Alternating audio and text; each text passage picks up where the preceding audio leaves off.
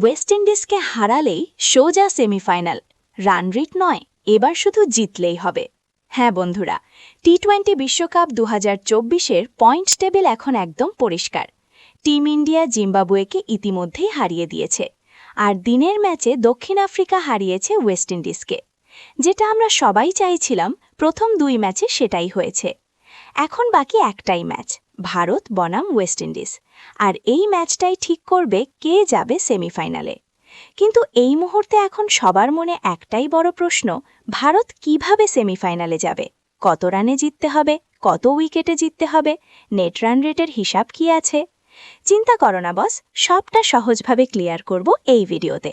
Just পুরো ভিডিওটা দেখো আর একটা লাইক দিয়ে চ্যানেলটিকে সাবস্ক্রাইব করে নাও, কারণ ক্রিকেটের সব খবর এই ডেইলি ডোজ চ্যানেলটিতে পেয়ে যাবে। তো চলো সবার আগে দেখি প্রথমে পয়েন্টস টেবিলের অবস্থা। দক্ষিণ আফ্রিকা ইতিমধ্যেই 1 নম্বরে থেকে কোয়ালিফাই করে ফেলেছে, আর এই গ্রুপেই ওয়েস্ট ইন্ডিজ আছে 2 নম্বরে, ভারত আছে 3 নম্বরে।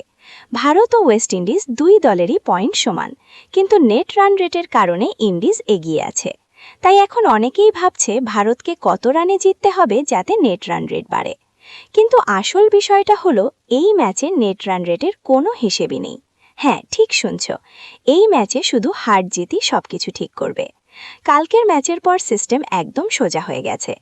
ভারত জিতলে ভারতের 4 পয়েন্ট হবে, ওয়েস্ট ইন্ডিজ থাকবে 2 পয়েন্টে, ভারত সরাসরি সেমিফাইনালে। ওয়েস্ট ইন্ডিজ জিতলে তাদের 4 পয়েন্ট, ভারত থাকবে 2 পয়েন্টে, ভারত টুর্নামেন্ট থেকে ছিটকে যাবে।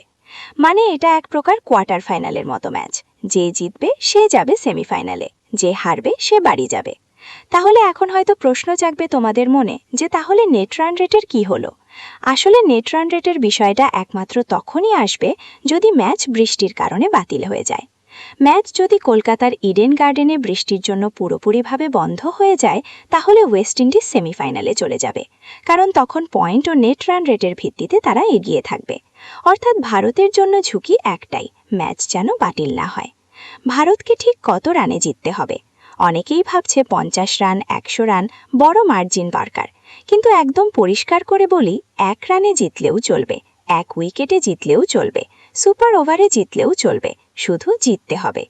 এখানে বড় ব্যবধানে জেতার কোনো বাড়তি লাভ নেই, কারণ পয়েন্টই শেষ কথা বলবে। তাই ভারতের জন্য বর্তমানে চাপ কিসের? রান রেটের চিন্তা বাদ দাও, বড় ব্যবধানের টেনশন বাদ দাও, শুধু একটা জিনিস মাথায় রাখো, ওয়েস্ট ইন্ডিজকে হারাও, সেমিফাইনালে যাও। এটাই শেষ সমীকরণ, এটাই বাস্তব। তাই এখন পুরো দেশ তাকিয়ে আছে এই ম্যাচের দিকে। এটা শুধু একটা গ্রুপ ম্যাচ নয়, এটা নকআউটের মতো ম্যাচ। এখন দেখার বিষয় এই যে টিম ইন্ডিয়া কি চাপ সামলে জিতে সেমিফাইনালে যাবে, নাকি ওয়েস্ট ইন্ডিজ আরও কোনো বড় অঘটন দেখাবে।